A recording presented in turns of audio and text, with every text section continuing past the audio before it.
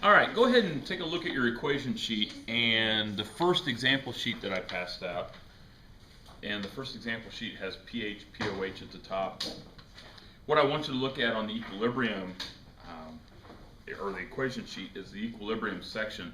And what I want you to really notice, and it's pretty cool, is that in equilibrium, everything on here, except for the last thing, which we talked about in the last topic, Kp equals Kc RT delta N, everything else is acids and bases.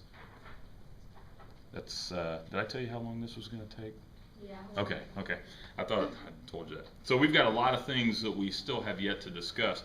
But today we're going to actually look at two of the equations, and the first one is pH and pOH. And that's listed on your equation sheet. And let's see here. So pH is equal to the negative log of the concentration for hydrogen, and pOH is equal to the negative log of the concentration for your hydroxide. Now, also what you're going to do today, and it's not on the equation sheet, is find concentrations if you know pH or pOH. So if you know the pH and you're looking for the concentration for hydrogen, what do you think you need to do? What's that? Who said something? Say it again.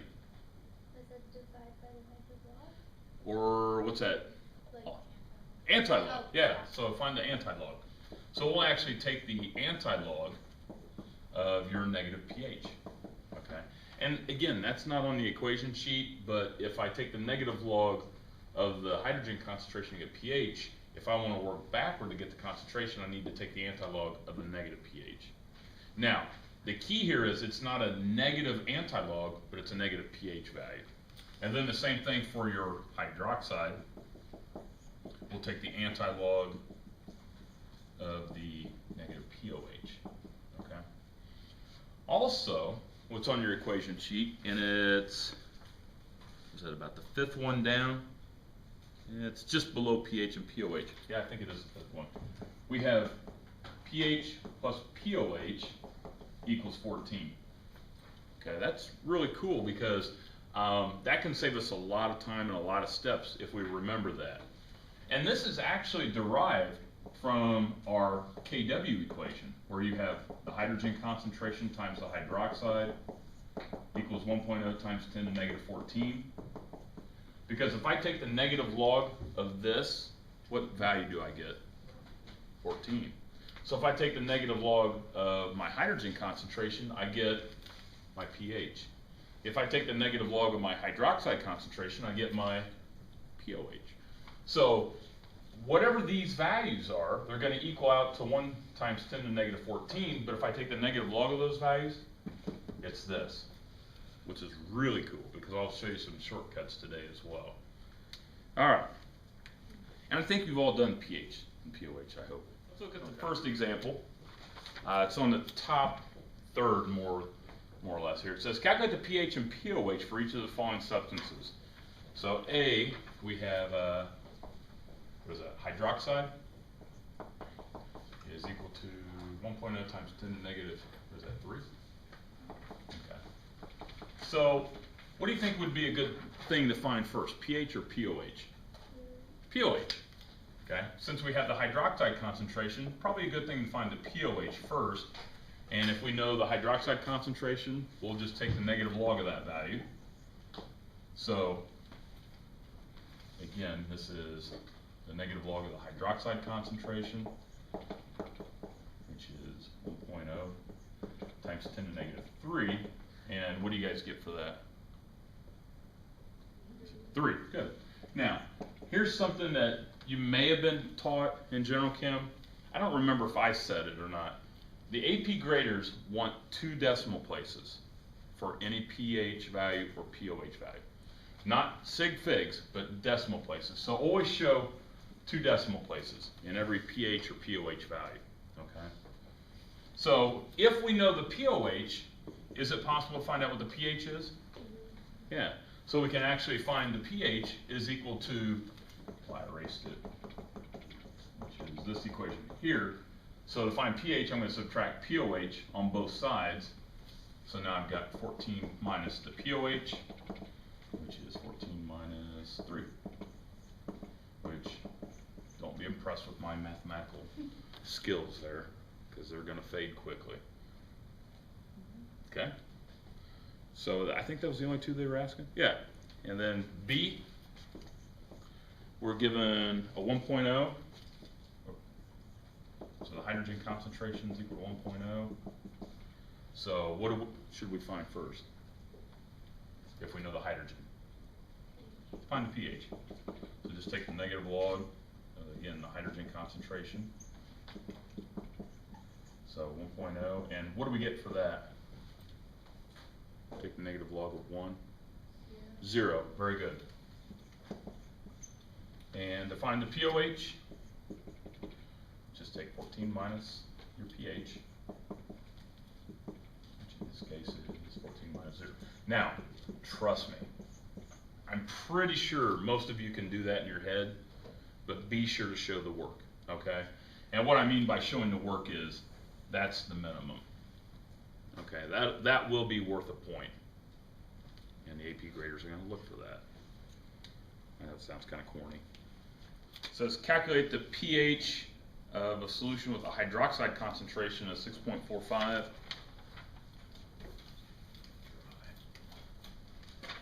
Alright, so our hydroxide concentration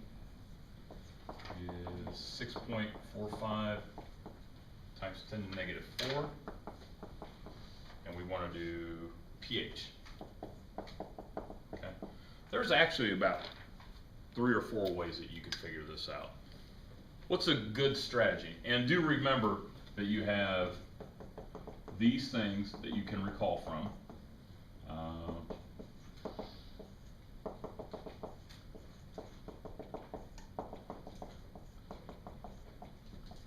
And of course the negative logs are also at your disposal. But these are probably the 2 biggies. What's a good strategy that we could use to solve for the pH here? Find the pOH? Yeah, I'd do that. That's probably a good idea. So since we have the concentration, we can go right for and find the pOH by taking the negative log of my hydroxide concentration. So negative log of 6.45 times 10 to the negative 4. And that I can't do in my head. So negative log 4. So 3.19. Okay. And then what do? Take the 14 minus, right?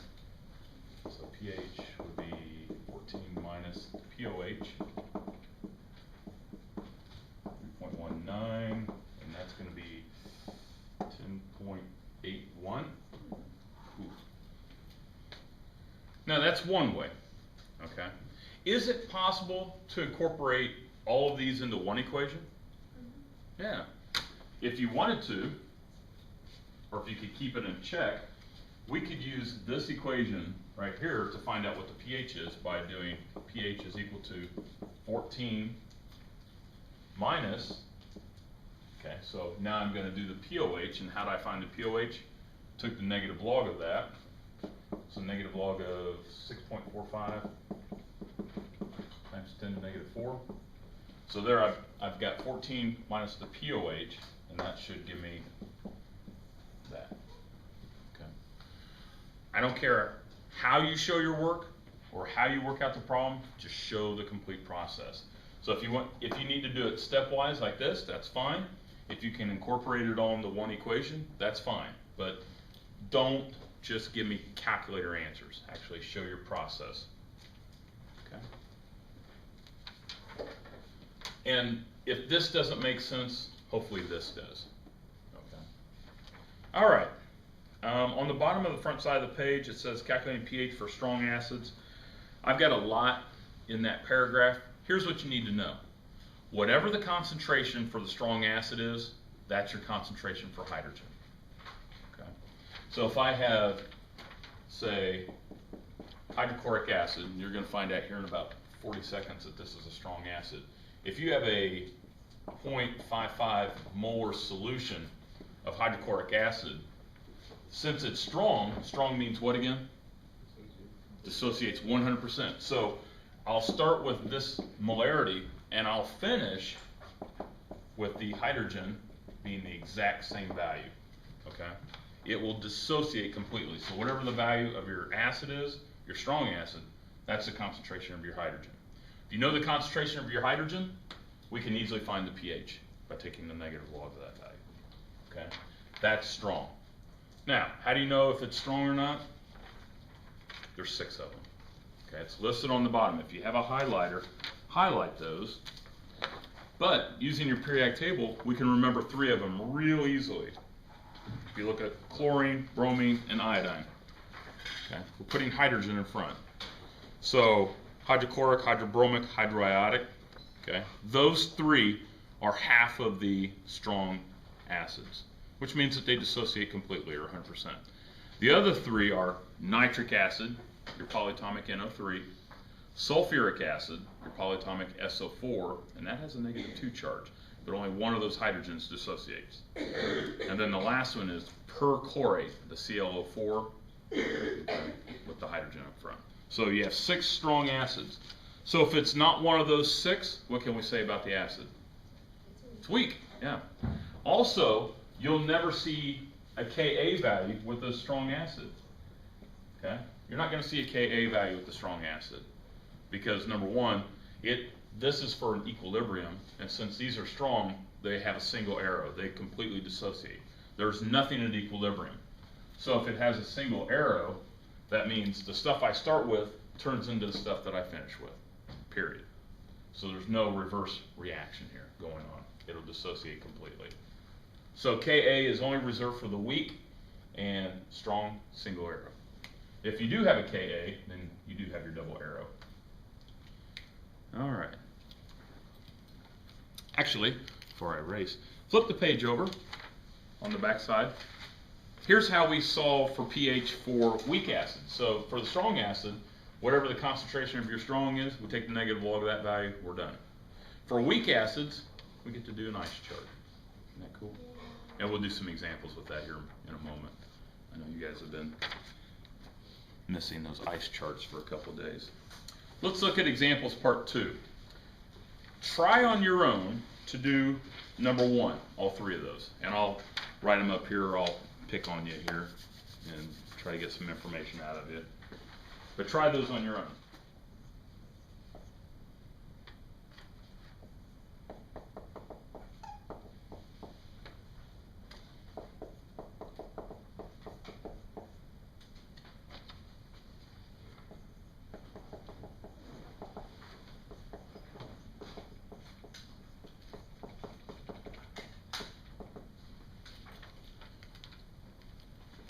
Hopefully A wasn't an issue.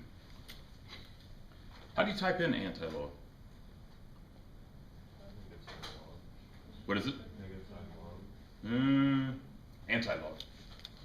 Shift log, right? So on most calculators it's this. Now it's not the same. That's different than this. Okay? These 2 are completely different. This is an exponent for scientific notation. This is your second log. Okay. And most of the time it's a shift or second, shift button, and log. Now there are some TIs that you have to hit log, and then you have to go through a sequence of picking whether the log or the second log. You have that one, Cameron? Let's see, I think you might have that one. Here we go. So you get to hit that twice. What's that? You put in negative 4.22? Yeah, go shift log negative 4.22 for at least with my TI or my Casio, and I think a lot of those will do that. So shift log negative 4.22 or second log, or if you have a calculator like Cameron's where you have to press the buttons 14 times to get it to work. Anybody get a number for that? Second log. Like 6.03 times 10 to the -5th? Okay. Okay. What happened? I can't read. Oh, okay. And B, calculate the hydroxide. If you're given a pH, what's that?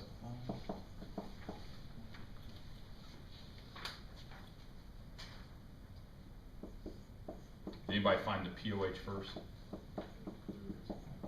And again, you can use the 1.0 times 10 to the negative 14 if you wish, that's fine. What's that? It's 10.25. Oops.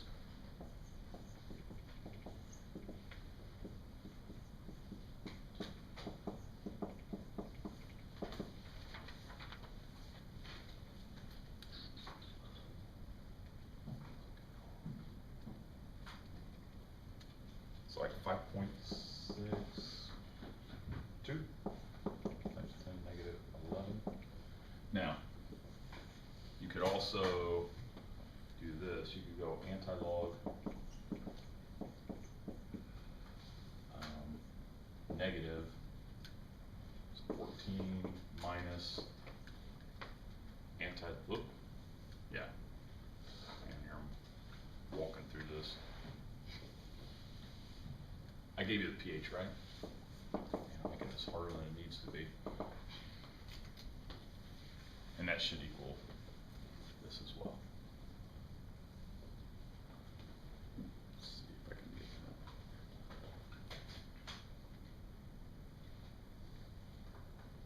that. And it's all about the parentheses too, if you choose to do it that way. Yep, so that'll work as well. So if you want to condense that all into one equation, you can do that. Sorry, I'm going slow here. Calculate the pH. Is it pH? pOH.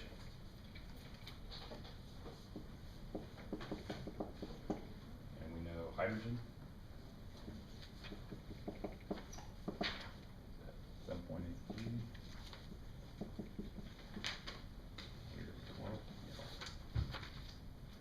I'm going to just put it all together here.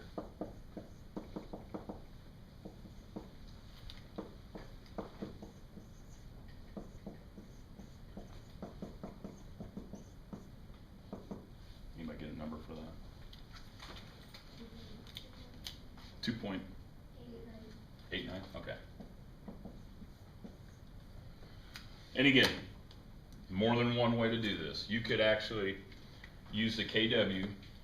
Again, KW is, in this case, to find the hydroxide, you go 1.0 times 10 to the negative 14 divided by 7.83. And trust me, this is the long way.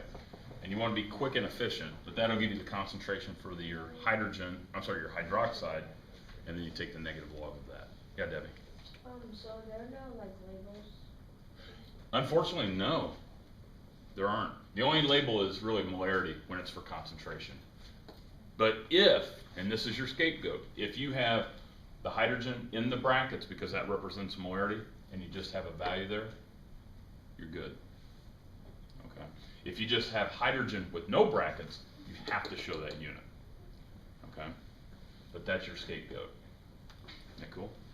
But with logs and anti-logs, there are no units. All right, let's look at number 2. Number 2 says a solution is prepared by adding 3 liters of a 0.253 molar, and change that to HClO4. Change that to HClO4. So 0.253 molar perchloric acid to 1.35 liters of a 1.13 molar hydrobromic, and then calculate the concentrations of all the species in this solution. So what we have, what kind of acids do we have there? Now that I've given you the correct one, ClO4, are those strong or weak? Strong. So if you are given strong acids, we can say that those dissociate completely. So we form hydrogen ions and perchlorate ions, and then the HBr does the same thing. Okay. And what we're doing is we're taking these two solutions and pouring and mixing them together. Okay. And the question wants us to find the concentration for all of these things when we're at the end here. So it wants to know what the hydrogen concentration is, the perchlorate concentration, and the bromine. Okay, that's what the question's asking. Solve for that. All right. Now there's a couple things here. We're mixing two liquids together, and that's always fun. Because if you mix two liquids together, it changes the molarities. Why? Look at the picture. What's happening when I mix two liquids together? What's that? I can't tell who's mumbling. You guys are good at this. Was it back there? When you mix two liquids together, what happens inside of here? Think about the volume. It grows, it changes, yeah. So the molarities for these solutions change because the volumes have changed. In other words, whenever we mix two liquids together, they're always additive. So if I have 1 liter of this and 2 liters of that, and I mix them together, I now have a 3-liter solution. All right, so if you're given a volume and a molarity, think back in July when you first started doing this with stoichiometry. If you're given a volume and a molarity, what do you always start with? Volume, good, because we want to find our number of moles, because again, molarity is moles per liter. So we kind of already know what the volume is if we do some real quick math, but we need to find out how many moles of each of these we have to get your molarities. So we'll start off with our volume. So we have 3 liters of a 0.2553 molar solution of HCl4, and we'll find out what that is here in a moment. And then 1.35 liters of a 1.13 molar hydrobromic. Okay. So before we go any further, what is our total volume? Yeah, 4.35. Okay. So 4.35 is our new volume. So that'll be our volume for every one of those. Okay. Now we need to find out how many moles we have of each. So 3 times the 0.759 we have 0.759 moles of that, and 1.5255 moles of this. All right, so now we've got all of our information. Now we just have to solve for the question. Let's skip the hydrogen. Let's go for the perchlorate. ClO4 with the -1.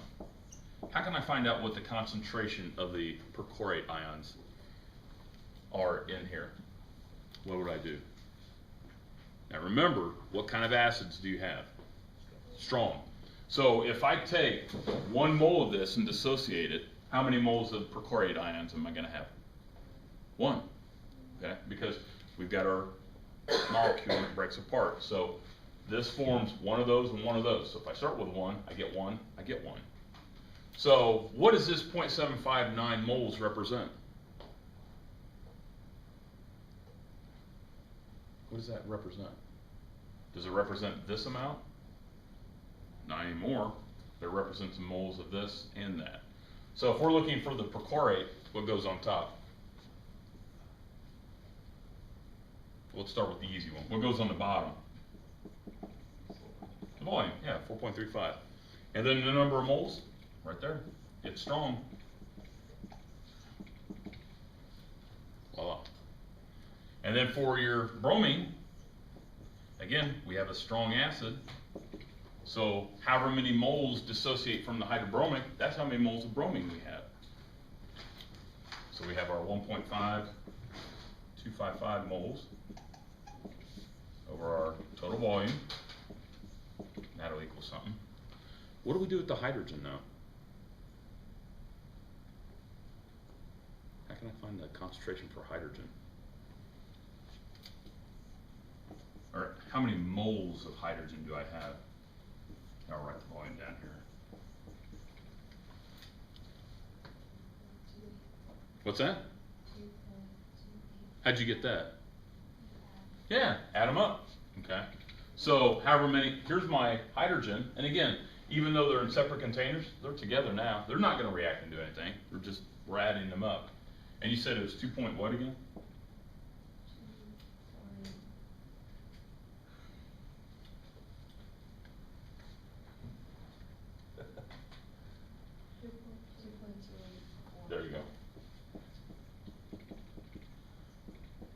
whatever those values equal, divided by,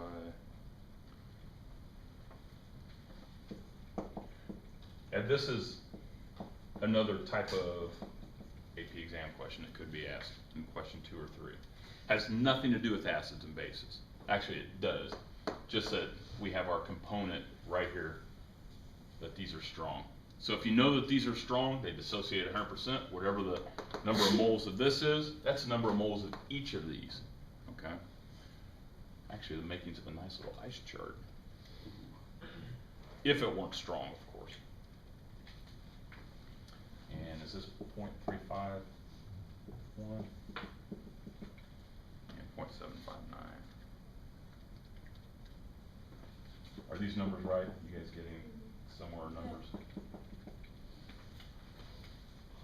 Okay. Alright, so bad news is this isn't anything new. This is what we did back in July. This is the only new component. So the concept behind finding or figuring these out is realizing that these are strong. Now, this would be a really, really mean question if those were not strong. That would be really mean. So I won't do it to you.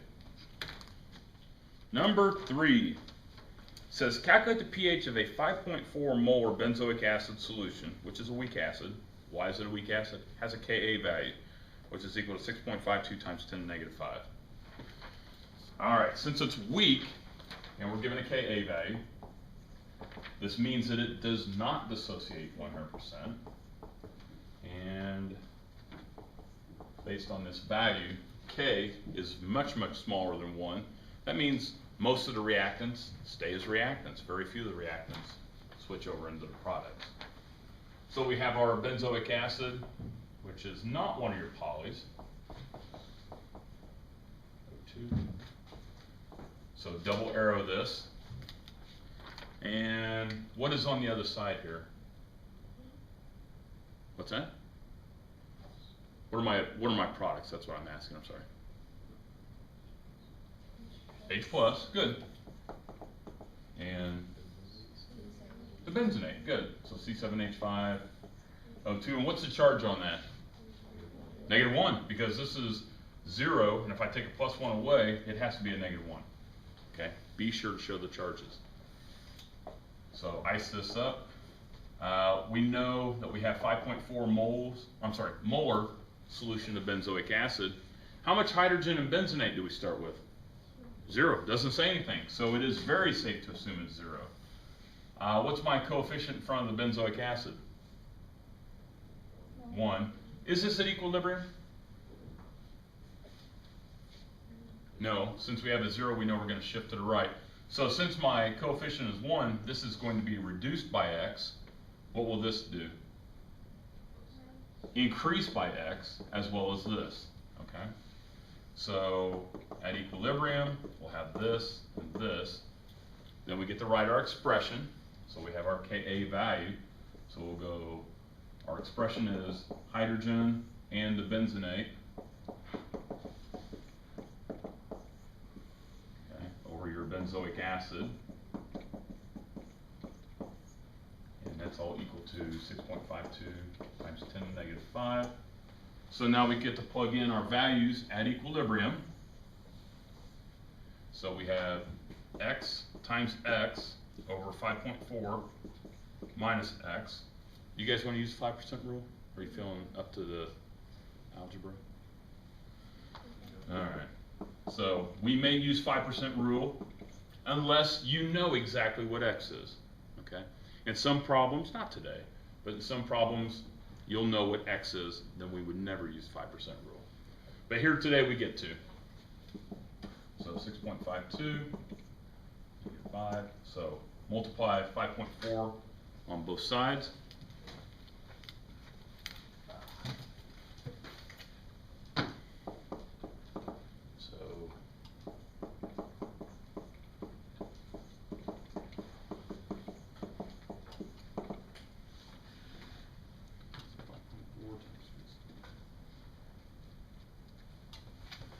So 3.52. Again, I'm going to keep that number in my calculator. Is that -4? So how can I find out what x is? Take the square root of that. So 3.52. And square root the answer. So 0.018 will go 8. And what does X represent here? Now it means something. What does X represent? The hydrogen. Very good. So if we know this represents the hydrogen concentration at equilibrium, and whenever you're given a pH or POH, that is only at equilibrium. We never ever even consider pH before equilibrium. If you're given a pH value or you're calculating pH, it's always at equilibrium. That's really important to know that. So if I give you a problem that says, hey, the pH is this, I'm telling you what this is. You just have to figure it out. Okay, but that's not this problem. So since we know it's our hydrogen concentration, we can find pH by taking the negative log of our hydrogen concentration, which in this case is 0.0188, or whatever number is in my calculator. Take the negative log of the answer, 1.73. Yeah? Is this an acidic solution or basic solution? And I didn't ask that on the question, but it's good practice. It's acidic. And I don't think I talked about it yet officially. But if the value, the pH is less than 7, then it's acidic. If it's greater than 7, then it's basic. Good. Try the last one on your own. Don't peek up here. Okay, so do number 4 on your own here. No peeking. Is everybody good with that before I release you on number 4? So everything's the same. The only thing that's new today is this step right here at the very bottom. And recognizing that X actually means something now. Before it's just, we're finding concentrations.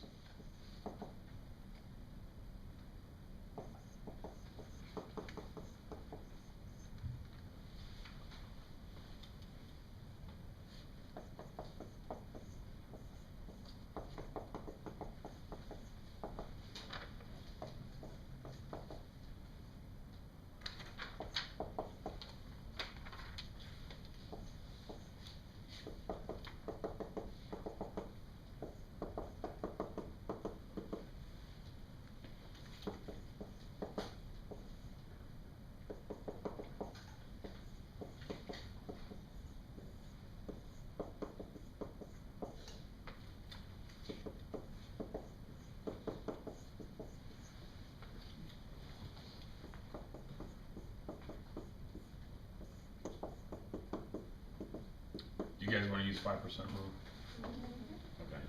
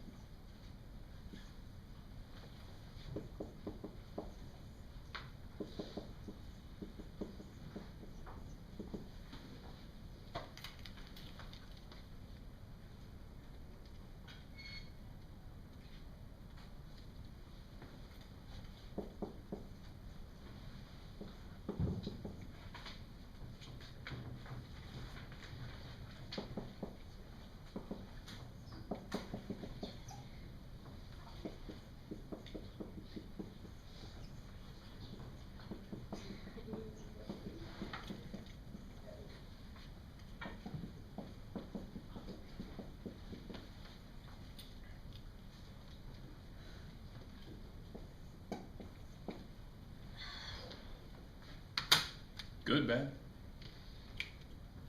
2, 3. Yeah, I'm sorry, Deb. Oh, I'm not done yet then. Thank you. So to find the POH, good catch. Take 14 minus the pH. So 14 minus 391. Ooh, let's see if I can do this. 10.09. There you go. Yeah, good point. Read the instructions.